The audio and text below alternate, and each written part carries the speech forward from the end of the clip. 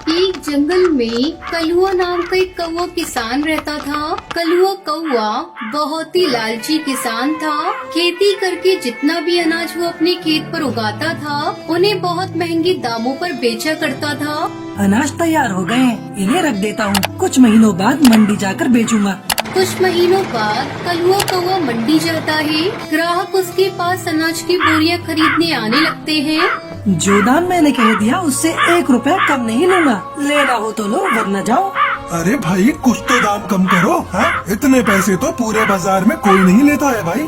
हाँ तो जाओ किसी और से ले लो। हाँ, मैं तो इतने ही दाम पर बेचूंगा। हाँ तुम्हें पता है इस वक्त बाजार में ये अनाज किसी के पास नहीं, इसीलिए मनमाने दाम लगा रहे हो। वो सब मैं नहीं जानता, दाम बता रहा हूँ, उसमें लेना हो तो लो वरना जाओ। बाजार में किसी और के पास अनाज न होने की वजह से सभी ग्राहक कलुआ कौवे को मुंह मांगी कीमत देकर अनाज खरीद रहे थे। शाम के वक्त कलुआ कौवा घर आता है। हे भगवान, आज बहुत थक गया। ग्राहक से बहस करके तो दिमाग ही खराब हो जाता है। तभी अंदर से कलुआ की पत्नी टुनटुनी चिड़िया आती है। आ गई जी, पक्षियों को चूना लगाकर। हाँ टुनटुनी, आज तो खूब कमाई हुई है। क्यों जी, आप जानबूझकर अनाज छुपा कर रखते हो? जब बाजार में अनाज खत्म हो जाता है तब लेकर जाते हो, है ना? और महंगे दामों पर बेचते हो कि आपको जरा भी बुरा नहीं लगता? अरे टुनटुनी, इसमें बुरा लगना कैसा, इसमें ही तो मजा है। जितना दाम बोलूं ग्राहक उतना देने के लिए तैयार रहता है। सच में ऐसी कमाई से तो मैं बहुत खुश हूँ। नहीं जी, ये सही नहीं है। आपको ऐसा नहीं करना चाहिए। ईमानदारी से पैसे कमाइए और सही दाम पर अनाज बेचिए। सोचिए, आपको देखकर हमारे बच्चे क्या सीखेंगे? अरे तुम चुप करो, दिन भर अनाज बेचकर थक गया हूँ। और तुम अब ज्ञान दे रही हो? जाओ यहाँ से और मेरे लिए कुछ खाने को लेकर आओ। हाँ हाँ ठीक है, मैं जा रही हूँ, मगर मैं तो यही कहूँगी, ऐसे पक्षियों को ठगना बंद कीजिए। टुनटुनी अंदर चली जाती है। है भगवान, ये कैसी बीवी दे दी है तूने? पति का साथ देने के बदले ये तो मुझे ही ज्ञान देती है भाई। इसका कुछ नहीं हो सकता, मूर्ख कहीं की। कलुआ कौवे के पड़ोस में एक बुढ़िया कबूतरी रहती थी। वो बुढ़िया कबूतरी अकेले ही सारा काम करती थी। खेत पर बीज लगाती थी, कई महीनों तक फसल की देखभाल करती थी और जब अनाज उग जाता था तब उसे बाजार ले जाकर बेचा भी करती थी। उसका बेटा उसे छोड़कर शहर चला गया था। एक दिन कलुआ कौवे की नजर उस बुढ़िया पर पड़ती है। वो अनाज की बोरियां तैयार कर रही थी। चलो जरा इनके पास चलते हैं। कलुआ कौवा बुढ़िया के पास आता है। प्रणाम दादी जी, कैसे हैं? ठीक हूँ बेटा। इतनी उम्र हो गई है और आप अब भी अकेले इतना काम कर रही हैं? क्या करूँ बेटा, जब तक भगवान शरीर चलाएगा तब तक तो काम करना ही पड़ेगा, वरना इस बुढ़िया को कौन खिलाएगा। अब आपका बेटा कभी आपसे मिलने नहीं आता? उसे कहाँ फुर्सत है जो वो मेरे पास आए। ये तो बहुत दुख की बात है। वैसे आपका बेटा नहीं आता तो क्या हुआ, मैं हूँ ना आपका बेटा, मैं करूँगा आपकी मदद। क्या बेटा, मुझे कुछ समझ में नहीं आया। अरे दादी जी, आप यहाँ अनाज उगाने का काम कीजिए, मैं बाजार जाकर आपके सभी अनाज को बेच कर आऊँगा, जिससे आपकी बहुत मदद हो जाएगी। अरे नहीं बेटा, मेरी वजह से तू क्यों परेशान होगा, रहने दे। नहीं दादी जी, इसमें परेशानी जैसी कोई बात नहीं है, ये काम तो मैं आराम से कर दूंगा। वैसे भी मैं अपना अनाज बेचने तो बाजार जाता ही हूँ। अच्छा ठीक है, जैसा तू कहे। ठीक है दादी जी, मैं कल ही इस अनाज को बाजार में जाकर बेच देता हूँ। सुनिए जी, आज आप अम्मा जी के पास क्या करने गए थे? तू अपना काम कर, है मुझ पर ध्यान देना बंद कर। कलुआ मन ही मन बहुत खुश था। कलुआ कौवा अगले दिन उस बुढ़िया के पास जाता है। लाइए दादी जी, अनाज दीजिए, मैं बाजार जाकर इन्हें बेच कर आता हूँ। हाँ बेटा, ये लो। आज तो बहुत ही अच्छे दाम पर अनाज बिका है। शाम के वक्त कलुआ कौवा उदास होकर बुढ़िया के पास आता है। क्या हुआ बेटा, तुम उदास क्यों लग रहे हो? दादी जी, उदास होने की ही बात है। क्यों बेटा, तो क्या हुआ? अरे दादी जी, मैं अनाज बेचने तो बाजार गया, अनाज बिक भी गया, मगर उस अनाज के बदले बहुत ही कम पैसे मिले हैं। अरे बेटा, आज से पहले तो कभी ऐसा नहीं हुआ। वही तो दादी जी, मैंने भी सभी को बहुत समझाया, मगर कोई समझने को तैयार ही नहीं था। ये लीजिए, इतने ही पैसे मिले हैं। अरे बेटा, ये तो बहुत ही कम रुपए हैं। जी दादी जी, बस इसीलिए मैं उदास हूँ। बेटा, इसमें तुम क्यों उदास हो रहे हो? कोई बात नहीं, तुमने तो अपनी ओर से मेहनत की है। अच्छा ठीक है, अब मैं जाता हूँ। अरे नहीं बेटा रुको, तुमने भी तो मेहनत की है, इन पैसों पर तुम्हारा भी अधिकार है। ये लो, इसमें से कुछ पैसे तुम भी रखो। अरे नहीं नहीं दादी जी, रहने दीजिए। बेटा ले लो, इसमें तुम्हारी भी मेहनत है। कलुआ कौवा पैसे ले लेता है। कलुआ खुशी से घर आता है और सोचता है, वाह, आज तो मजा ही आ गया। महंगे दाम पर अनाज बेचकर वो भी पैसे रख लिए, साथ ही साथ दादी जी ने अपनी ओर से भी पैसे दे दिए। भाई वाह वाह वाह, क्या बात है। अब हर रोज कलुआ यही करने लगता है और उस बुढ़िया को धोखा देकर बहुत पैसे कमाने लगता है। वो बुढ़िया कबूतरी कलुआ कौवे की चाल नहीं समझ रही थी। कलुआ को अच्छा समझकर वो उस पर भरोसा कर रही थी। उसी बाजार में टुन्नू नाम का एक किसान भी अपने अनाज बेचने आया करता था। वो हर रोज कलुआ को अनाज बेचते देखता था। आजकल तो ये बहुत बोरियां बेचने लगा है। इतना अनाज तो इसके खेत पर उगता भी नहीं। तुम्हें पता नहीं क्या, ये अपने पड़ोस वाली दादी जी के अनाज को भी बेचता है। भाई अच्छा, ऐसी बात है। टुन्नू चिड़ा बहुत अच्छा और ईमानदार पक्षी था। वो सोचता है, ये कौवा कौवा तो एक नंबर का दुष्ट कौवा है। जरूर ये दादी जी को कम पैसे देता होगा और खुद ज्यादा पैसे रखता होगा। आज ही जाकर उनसे बात करता हूँ। टुन्नू चिड़ा उस बुढ़िया कबूतरी के पास आता है। प्रणाम दादी जी, सुना है आजकल कलुआ आपके अनाज को बाजार ले जाकर बेचता है। हाँ बेटा, वो तो बहुत अच्छा है, मेरी मदद कर देता है। फिर तो आपकी अच्छी कमाई हो रही होगी। नहीं बेटा, दरअसल वो कहता है अनाज के दाम ज्यादा नहीं मिल रहे हैं, इसलिए बहुत कम ही रुपए मिल रहे हैं। अरे नहीं दादी जी, वो तो हर रोज अनाज को बहुत ही महंगे दामों पर बेचता है। अरे बेटा, ऐसा नहीं हो सकता। हाँ दादी जी, सच में मैं भी बाजार में रहता हूँ और देखता हूँ वो अनाज बहुत ही महंगे दामों पर बेचता है। जब कलुआ कौवा शाम के वक्त बुढ़िया को पैसे देने आता है, तब बुढ़िया उससे कहती है, बेटा आज अनाज से कितनी कमाई हुई? अरे दादी जी, आज भी वही हाल रहा, बहुत कम पैसे मिले हैं, बहुत कम। टुन्नू आया था, वो कह रहा था तुम बहुत महंगे दाम पर अनाज बेचते हो और मुझे कम बताते हो, क्या ये सच है? ये सुनकर कलुआ कौवा घबरा जाता है। अरे नहीं नहीं दादी जी, ये झूठ है। अगर ये झूठ है फिर तुम इतना घबरा क्यों रहे हो बेटा? मुझे तुमसे ये उम्मीद नहीं थी। मैंने तुम्हें अपना बेटा समझकर ये काम तुम्हें दिया था और तुमने मुझसे ही धोखा किया, वो भी इन चंद पैसों के लिए। देखना, एक दिन आएगा जब तुम्हारे पास लाखों करोड़ों रुपए होंगे, मगर वो रुपए तुम्हारे किसी काम नहीं आएंगे। अब चले जाओ यहाँ से। इस टुन्नू के बच्चे को तो मैं छोड़ूंगा नहीं। मेरा अच्छा खासा काम बिगाड़ दिया। मैं कितने आराम से पैसे कमा रहा था। तभी अचानक एक दिन कलुआ कौवा बीमार पड़ जाता है। अरे टुनटुनी, एक अच्छे डॉक्टर को बुलाओ भाई, जल्दी से जल्दी मुझे ठीक होना है। टुनटुनी डॉक्टर को बुलाती है, मगर वो कलुआ का इलाज नहीं कर पाता है। अरे मेरे पास पैसे की कमी नहीं है टुनटुनी, तुम बड़े से बड़े डॉक्टर को बुलाओ, मैं पैसे दे दूंगा, जाओ। बड़े से बड़े डॉक्टर को बुलाया जाता है, मगर कोई भी कलुआ का इलाज नहीं कर पाता है। अरे टुनटुनी, मेरे पास बहुत पैसे हैं, तुम मुझे शहर लेकर चलो, मैं वहाँ जाकर अपना इलाज करवाऊंगा। शहर में कलुआ का इलाज करवाया जाता है, मगर वहाँ भी वो ठीक नहीं हो पाता है। कलुआ कौवा वापस गांव आ जाता है और इसी तरह बीमार पड़ा रहता है। हे भगवान, मुझे ठीक कर दीजिए। मेरे पास इतने पैसे हैं, मगर एक भी डॉक्टर मेरा इलाज नहीं कर पा रहा है। हे भगवान, कोई रास्ता दिखाइए। कई महीनों तक कलुआ बीमार पड़ा रहता है। वो अंदर से बिल्कुल टूट गया था। तभी कलुआ को दादी जी की बात याद आती है।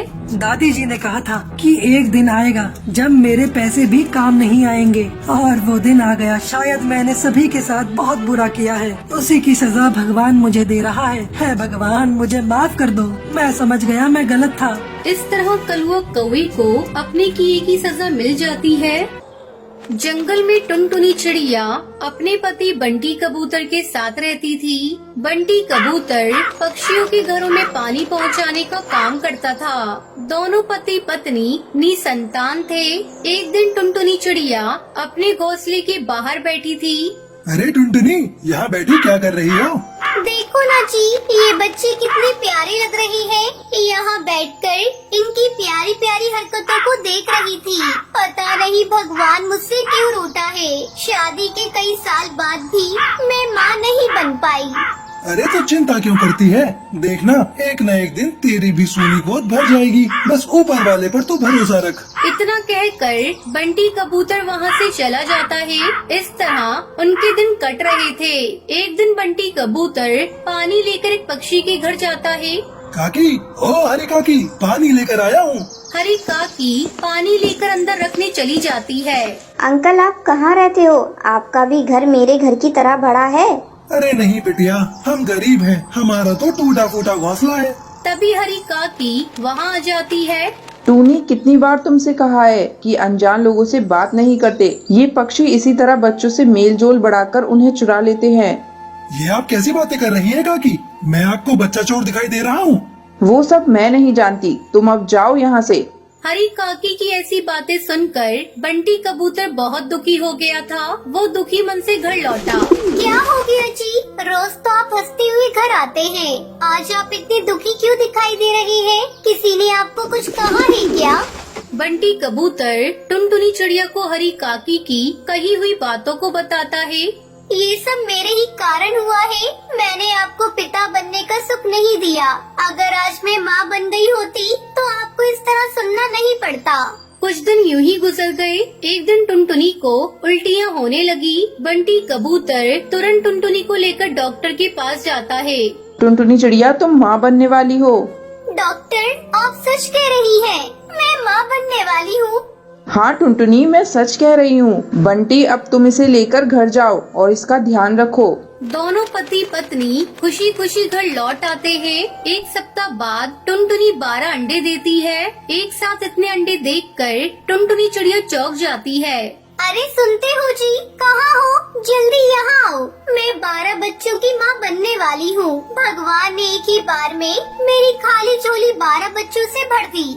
बंटी कबूतर भी एक साथ 12 अंडे देखकर खुश हो जाता है। फिर दोनों पति पत्नी मिलकर अंडों की देखभाल करते हैं और एक दिन अंडों से बच्चे बाहर निकल आए। इस तरह टुनटुनी चिड़िया का पूरा घर बच्चों से भर गया। बाहर तेज बारिश हो रही थी। इधर आइए जी, ये बच्चे बहुत शरारती हैं। इन्हें संभालने में मेरी मदद करिए, कहीं बारिश में भीग न जाएं। बाहर बहुत तेज बारिश हो रही है, अगर ये भीग गए तो बीमार पड़ जाएंगे। दोनों पति पत्नी बच्चों को संभालने लगते हैं। अचानक टुनटुनी चिड़िया का घोंसला हिलने लगता है। टुनटुनी चिड़िया जल्दी कर, हमें सभी बच्चों को लेकर सुरक्षित जगह पे जाना होगा। हाँ जी, आप ठीक कह रहे हैं। ये घोंसला कब टूट जाए पता नहीं। बंटी कबूतर टुनटुनी चिड़िया और बच्चों को अपने पानी ले जाने वाले ठेले पर बिठाकर सुरक्षित जगह पर ले जाने लगता है। जंगल में बाढ़ का पानी तेजी से बढ़ रहा था। अचानक बंटी के हाथ से ठेला छूट जाता है और वो पानी में बहने लगता है। टुनटुनी, बच्चों का ख्याल रखना। इधर टुनटुनी और उसके बच्चे भी पानी में बहे जा रहे थे। तभी बचाव दल वाले उन्हें देखते हैं और बचा लेते हैं। डर के मारे टुनटुनी चिड़िया बेहोश हो गई। टुनटुनी उठो, आंखें खोलो, ये देखो बच्चे तुम्हारा इंतजार कर रहे हैं। अपने पति की आवाज सुनकर टुनटुनी आंखें खोल देती है और सभी को सुरक्षित पाकर खुश हो जाती है। फिर सभी खुशी खुशी रहने लगते हैं। तो ये थी आज की कहानी। आज का सवाल ये है, टुनटुनी कितने अंडे देती है? अगर आपको पता है तो आप हमें कमेंट करके जरूर बताएं। वीडियो अच्छी लगी हो तो इस वीडियो को लाइक और शेयर करना ना भूलें। तीज का त्योहार बस आने ही वाला था। हिमालय की सभी मादा पक्षी जोर शोर से तीज की तैयारियों में जुटी हुई थी। उसी जंगल में एक टुनटुनी नाम की चिड़िया रहा करती थी, जो घर घर जाकर चूड़ी बेचा करती थी। टुनटुनी चिड़िया ने सोचा, अरे 2 दिन बाद तो तीज का त्योहार है। मैंने तो अभी तक अपने लिए कोई सामान भी नहीं खरीदा है। आज बाजार जाकर अपने लिए कुछ श्रृंगार का सामान ले आती हूँ। ऐसा सोचकर वो कालू कौवे की एक बड़ी सी दुकान में अपने लिए सामान लेने जाती है। वहाँ पर सुंदर सुंदर चूड़ियाँ देखकर वो उनका दाम पूछने लगती है। टुनटुनी चिड़िया खुश होकर कहती है, अरे वाह कालू जी, आपके पास तो बहुत सुंदर सुंदर सामान है। ये कड़े कितने के हैं? 50 रुपए के दो। अरे कालू भाई साहब, मेरा भी चूड़ियों का ही काम है। आप तो दुगने से भी ज्यादा रुपए ले रहे हैं। ये तो सरासर लूट है। अरे तेरी हिम्मत भी कैसी हुई अपनी 2 कौड़ी की चूड़ियों की तुलना मेरी दुकान के सामान से करने की। अरे कहाँ तेरे ठेले पर बिकने वाला सस्ता सामान और कहाँ मेरी एयर कंडीशन शॉप में रखी हुई महंगी चूड़ियाँ। लेना है तो ले, नहीं तो जा यहाँ से। मैं कोई तुलना नहीं कर रही। आप मुझसे इस तरह क्यों बात कर रहे हैं? अरे तो और कैसे बात करूं? ठेले पर चूड़ी बेचने वाली अब मुझे दुकानदारी सिखाएगी क्या? अगर तुझे ज्यादा ही पता है ना चूड़ियों के दामों का तो जाकर तू भी दुकान खोल ले। मैं अभी देखता हूँ कौन तुझ भिखारन के पास सस्ती चूड़ियाँ लेने आता है। कालू कौवे के व्यवहार से टुनटुनी को बहुत दुख पहुंचता है और वो उदास मन से अपने घर आ जाती है। अगले दिन टुनटुनी चिड़िया अपना ठेला लेकर काम पर निकल जाती है। चूड़ी ले लो चूड़ी, सुंदर रंग बिरंगी चूड़ियाँ ले लो।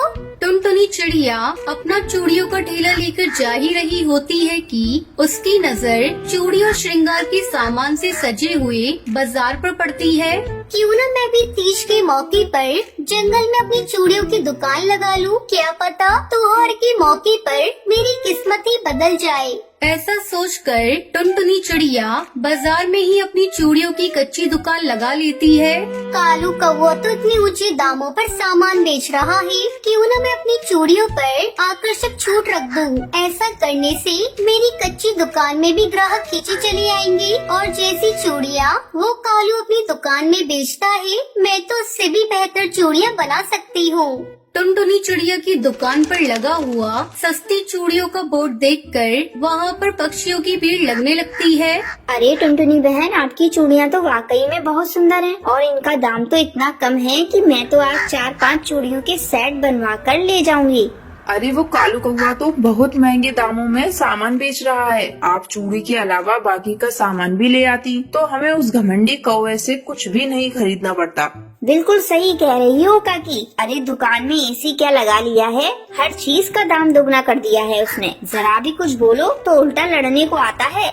टुनटुनी जी, सच में आप तो कितना मीठा बोलती हो और आपकी चूड़ियाँ भी कितनी सुंदर हैं और सस्ती भी हैं। हम तो अब से आप ही से चूड़ियाँ खरीदा करेंगे। टुनटुनी के अच्छे व्यवहार और कम दामों से आकर्षित होकर पक्षी उसकी दुकान में चूड़ी लेने के लिए आने लगते हैं। 2 दिन के अंदर ही टुनटुनी की सारी चूड़ी बिक जाती है। उधर कालू कौवा पूरा दिन दुकान पर खाली बैठा ग्राहकों को इंतजार करता रह जाता है। उसी शाम टुनटुनी चिड़िया अपनी दुकान बंद करके घर लौट रही होती है कि तभी कालू कौवा वहाँ पर आ जाता है।